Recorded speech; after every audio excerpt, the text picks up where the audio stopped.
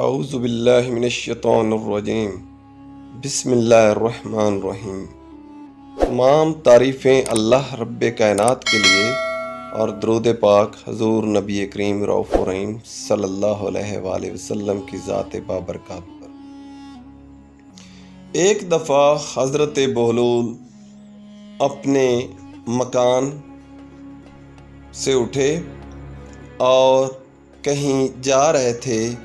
کہ راستے میں بہت سے بچوں کو کھیلتے ہوئے دیکھا۔ حضرت بہلول نے جیسے ہی بچوں کو دیکھا تو وہاں پر رک گئے۔ دراصل بچے وہاں پر اخروٹ کے ساتھ کھیل رہے تھے۔ حضرت بہلول بچوں کے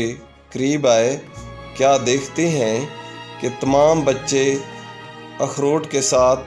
کھیل رہے ہیں، جبکہ ایک بچہ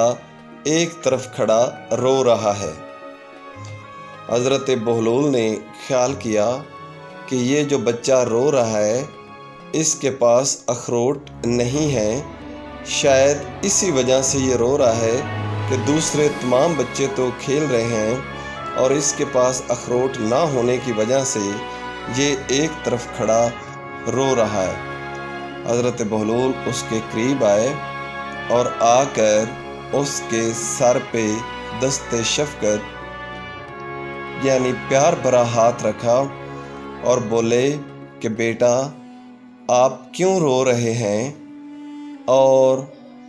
آپ ہیں کون؟ کیا وجہ ہے کہ آپ رو رہے ہیں؟ وہ بچہ بولا کہ حضرت میں سید زادہ ہوں، ایک سید کا بیٹا ہوں اور رو اس لیے رہا ہوں کہ یہ سب کھیل رہے ہیں۔ اتنے ہی بات اس نے کہی تھی کہ حضرت بہلول بولے کہ بیٹا آپ روئیے مت، میں آپ کو اخروٹ خرید دیتا ہوں، آپ بھی ان کے ساتھ کھیلیں۔ وہ بچہ بولا کہ اے شخص ایسی بات نہیں ہے، میں یہاں کھیلنے کے لیے نہیں آیا ہوں، اور یاد رکھیں کہ ہم اس کھیلنے کے لیے نہیں ہیں، میں تو اس وجہ سے رو رہا ہوں کہ کیا ہمیں یہاں اس کھیل کے لیے بھیجا گیا ہے؟ حضرت بہلول محو حیرت ہوئے، نیچے بیٹھ گئے۔ یاد رکھیں کہ حضرت بہلول جو ہیں وہ اہل بیت کے بہت زیادہ عقیدت مند تھے اور سادات کی عزت و احترام کرنے میں ان کا کوئی ثانی نہیں ہے۔ اگرچہ وہ بنو عباس سے تھے اور خلیفہ ہارون الرشید کے رشتہ دار بھی تھے، مگر سادات کا احترام کرنا ان سے بڑھ کر کوئی بھی نہیں کر سکتا تھا، اور ان کی جنونیت کی وجہ بھی سادات سے محبت اور سادات سے ہی عشق جو ہے وہ تھا۔ اب حضرت سیدنا بہلول اس بچے کے پاس نیچے بچے کی طرح بیٹھ گئے اور بولے کہ بیٹا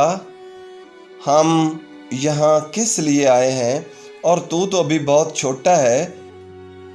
اور ابھی تک تو آپ نے کوئی گناہ بھی سرزد نہیں کیا اور نہ ہی آپ سے کوئی گناہ سرزد ابھی تک ہو سکتا ہے، تو آپ کیوں رو رہے ہیں اور اتنا خوف خدا کس لیے آپ کو ہے؟ وہ بچہ بولا کہ اے شخص یاد رکھ، میں نے اکثر دیکھا ہے کہ میری ماں گھر میں جب آگ جلاتی ہے تو وہ بہت سی لکڑیاں اکٹھی کرتی ہے، اور آگ جلانے کے لیے سب سے پہلے وہ